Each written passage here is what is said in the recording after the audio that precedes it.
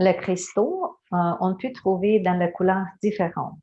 Ça peut être aussi la couleur, seule couleur dans le cristal, mais rarement, parce que vous comprenez que dans la Terre, tous des minéraux avec toutes des conditions, les mouvements de la Terre et tout ça, il y a beaucoup de mélanges.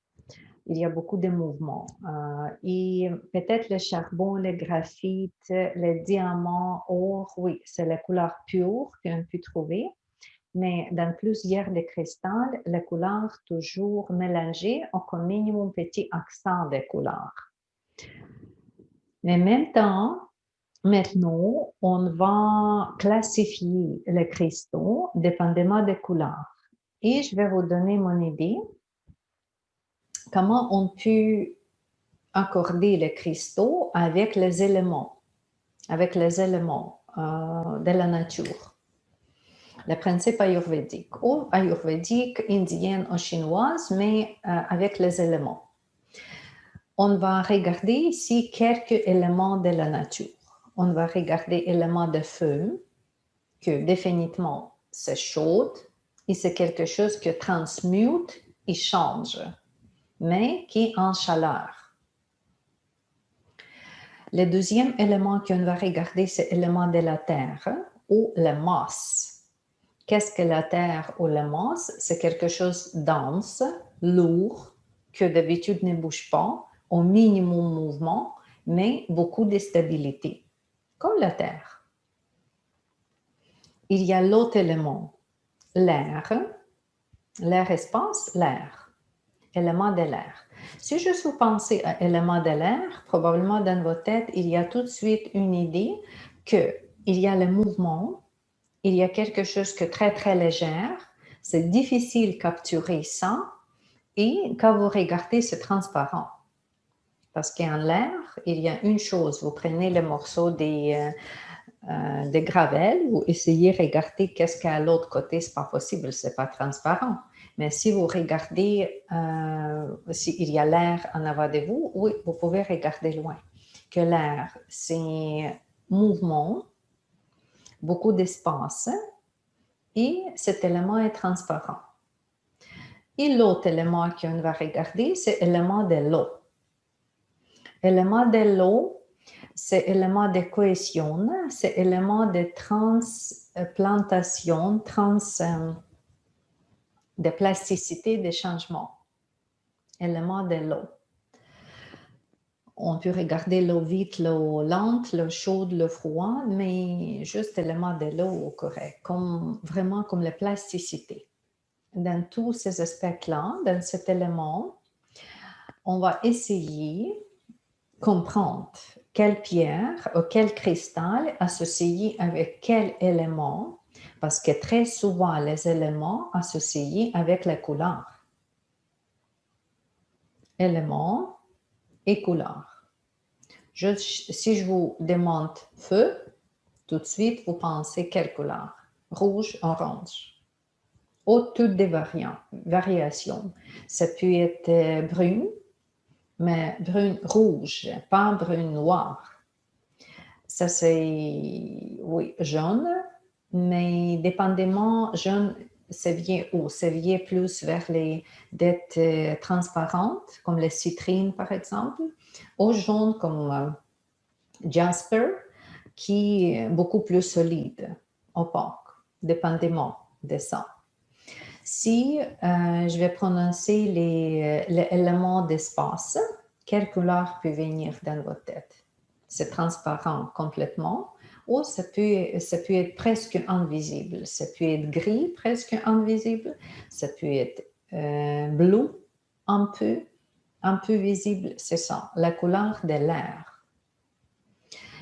Oui, et ces couleurs-là donnent même effet que les éléments.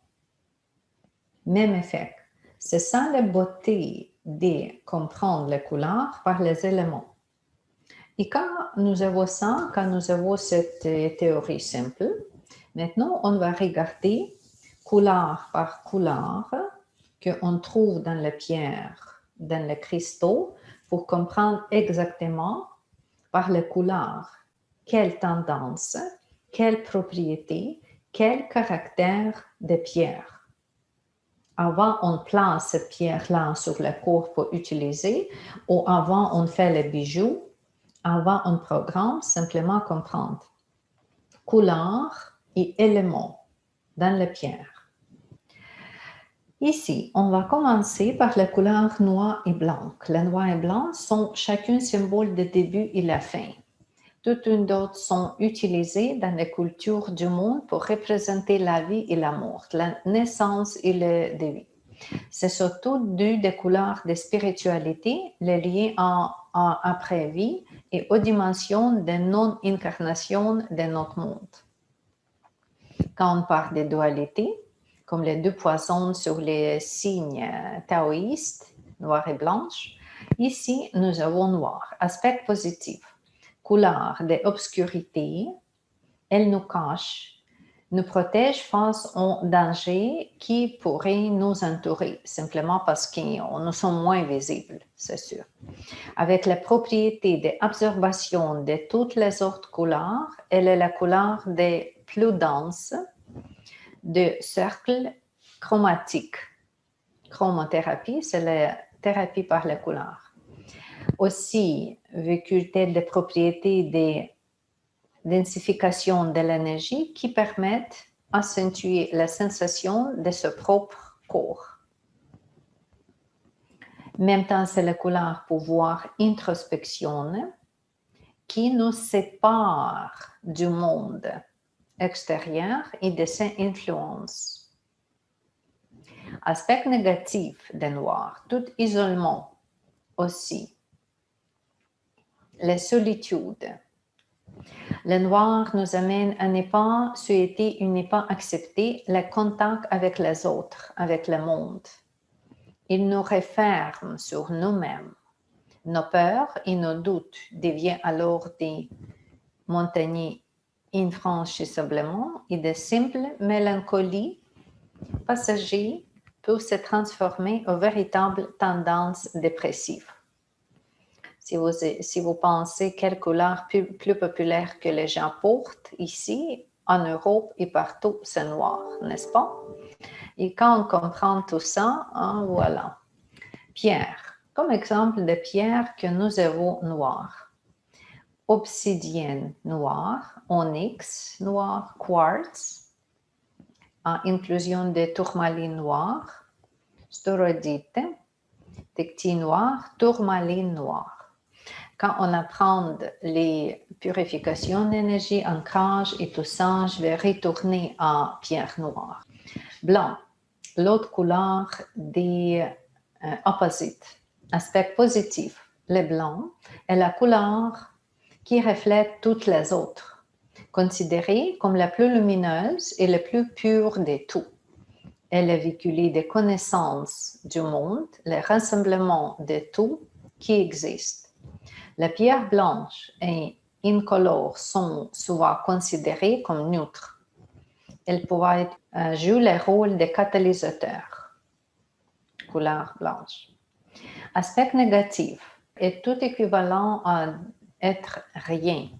La pierre blanche et translucide peuvent nous amener à nos pairs dans des tout universels. Cette couleur peut donc conduire à des intolérances envers les autres et une exigence de perfection irréaliste. Quelques pierres. Apophylite incolore, cristal de roche, diamant incoloré, pétalite, phénacite, saphir blanche, tapaze blanche.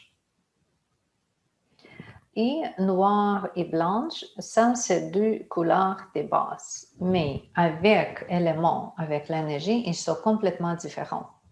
Parce que noir, ça représente la terre, énergie de la terre, stable, lourd, tout que nous donne cette sorte de stabilité et de masse.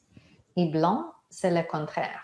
C'est plus associé avec le ciel, c'est plus associé avec le mouvement, c'est plus associé avec les éléments des éléments transparents, éléments de l'air. Blanc. Mais aussi, dépendamment si blanc est transparent ou solide. Rouge, on va toucher les couleurs primaires. Principalement couleurs tranchées, les couleurs primaires ne peuvent être obtenues par aucun mélange d'autres couleurs. Rouge, aspect positif, couleur de la vie essentielle. De par son lieu évident au sang, le rouge véhicule une énergie de force, courage, volonté. La pierre donne une énergie fondamentale, nous permettant de nous extirper hors de toute dépression ou apathie.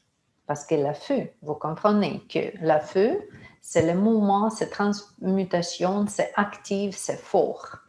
C'est l'énergie de vie et parfait le suivre. Le symbolique de passion, symbolisme de passion, et comprendre au sens de la passion, c'est peut être des sentiments doux, mais c'est plus actif. Pour nous, souvent, rouge, ok, je vais parler de négatif maintenant. Rouge, c'est agressif ou la couleur d'inflammation. Aspect négatif. Non seulement les aspects négatifs des rouges sont très gênants pour entourage, mais il arrive des surcroît très rapidement lorsque je travaille avec cette couleur. Le trop plein de cette énergie peut s'exprimer par la colère, agressivité, violence. Pour les personnes plus introverties, ça peut donner les tensions nerveuses extrêmes, d'impression, d'imploser.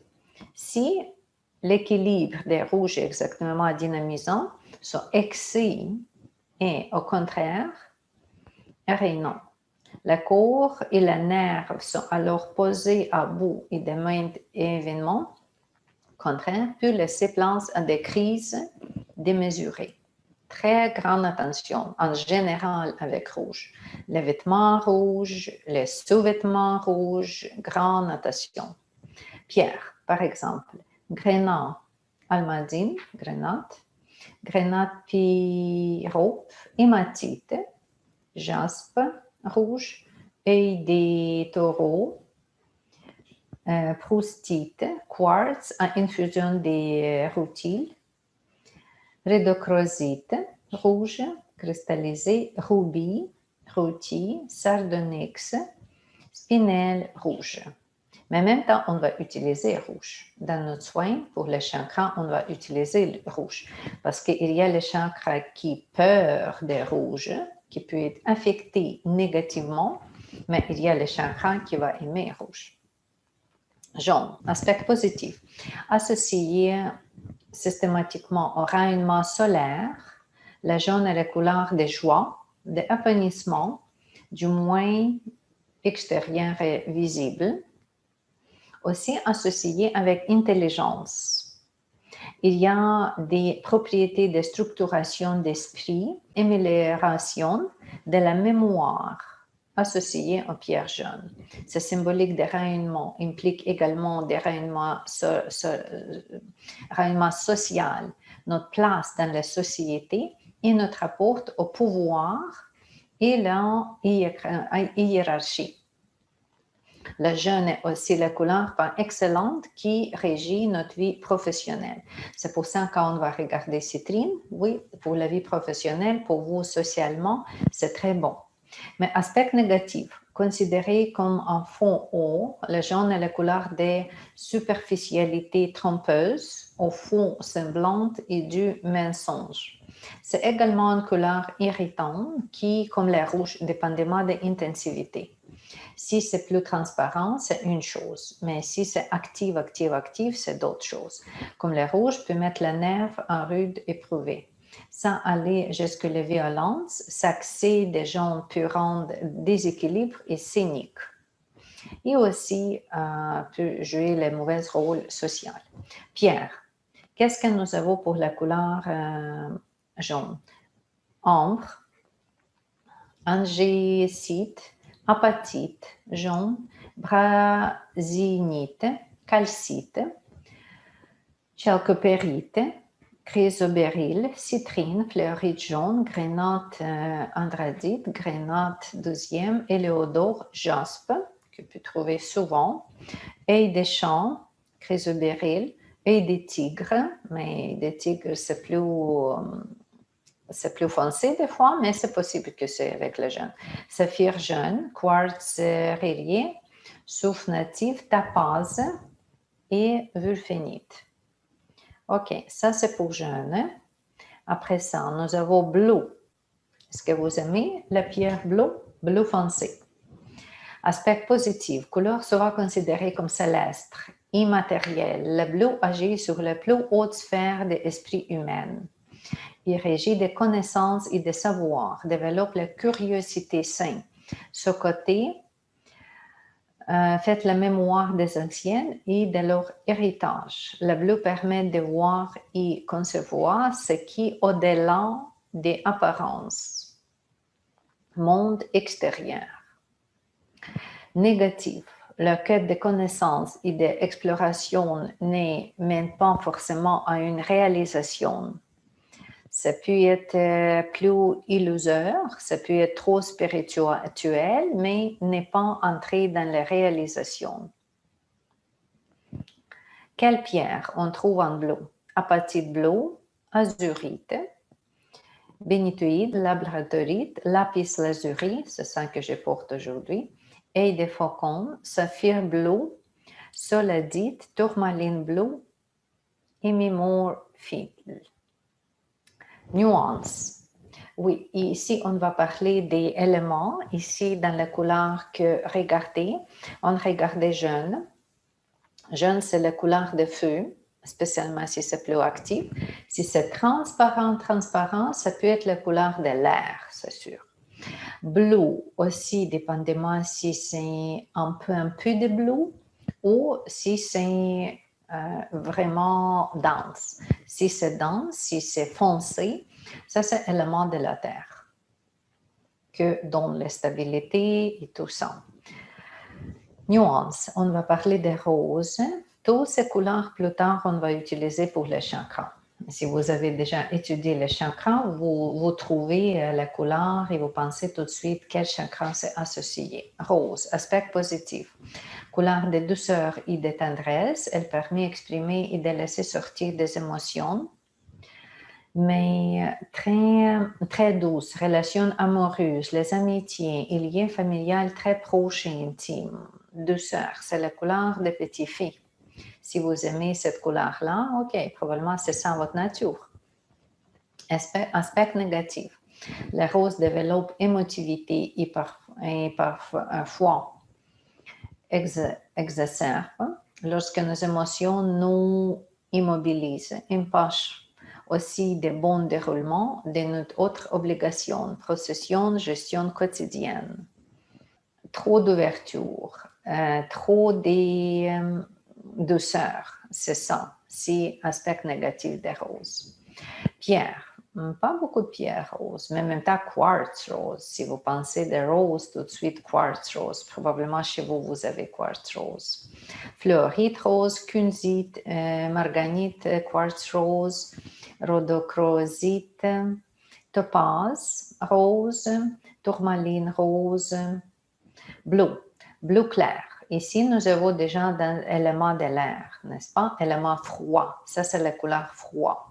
Si vous êtes très chaude, OK, on va porter la couleur froid et utiliser la pierre froid. Aspect positif. Couleur de communication.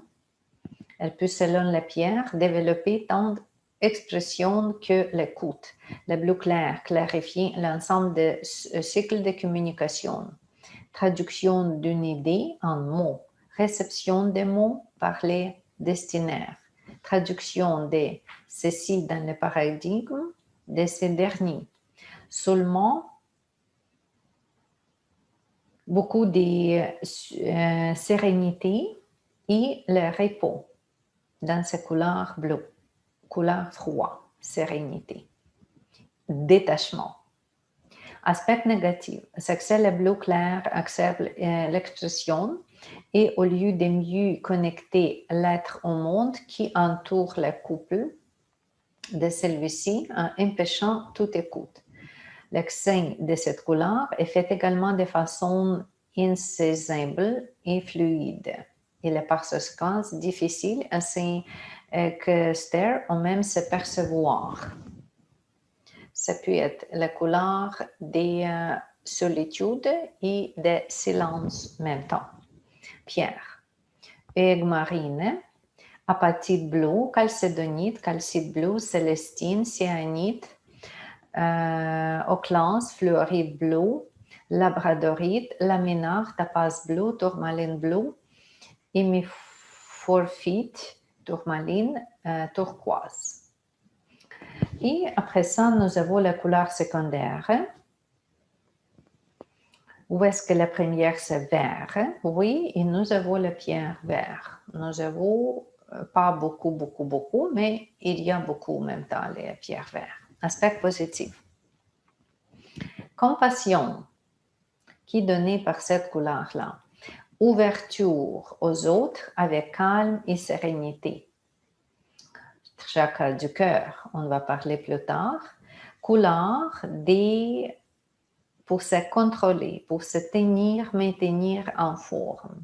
Très présente dans la nature, couleur des plantes et leur capacité de guérison. En lithothérapie, les pierres porteuses de cette couleur sont aussi réputées pour leur propriété de renforcement du système immunitaire. Important, n'est-ce pas? Aspect négatif.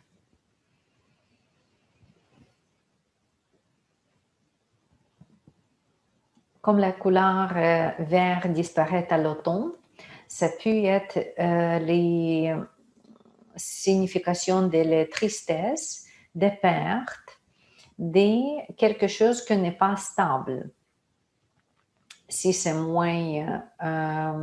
si c'est plus léger, ici c'est trop foncé, ok, ça peut être encore un peu de l'ordure, des sensibilités et faiblesses.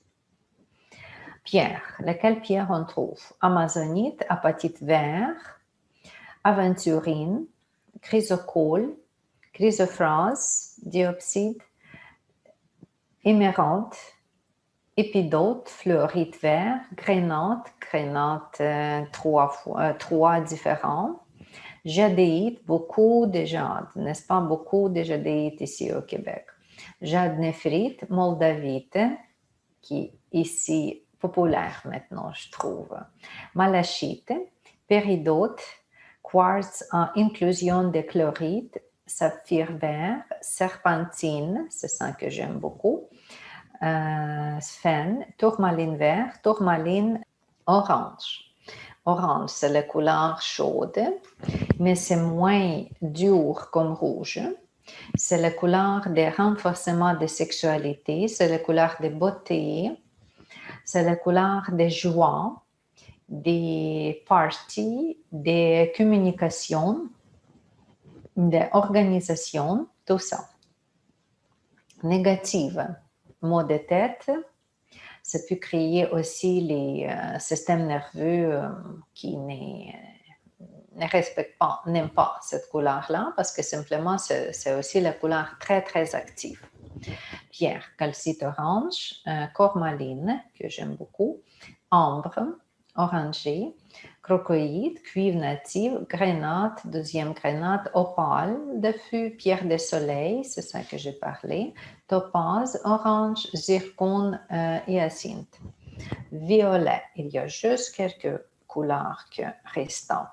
Violet, couleur légère et mystérieuse, le violet régit notre imagination.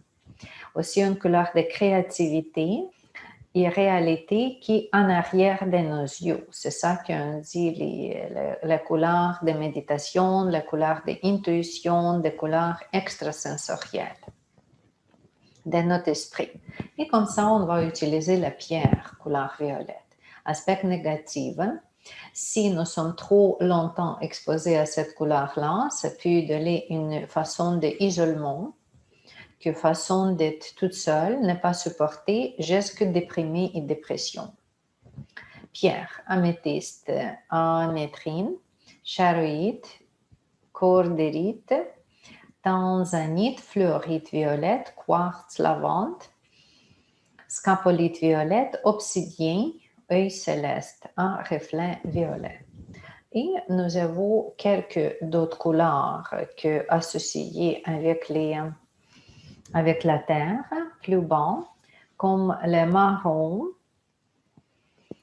avec que stable et solide, parce que c'est dense, c'est vraiment plus foncé, qui a pour structure et sentiment de sécurité, couleur d'organisation et la gestion des quotidiens qui permet de se lier au monde et qui nous entoure et de conserver des sens de réalité et de responsabilité. Couleur de terre est la meilleure pour favoriser l'ancrage, aussi développer le ressenti de notre propre corps.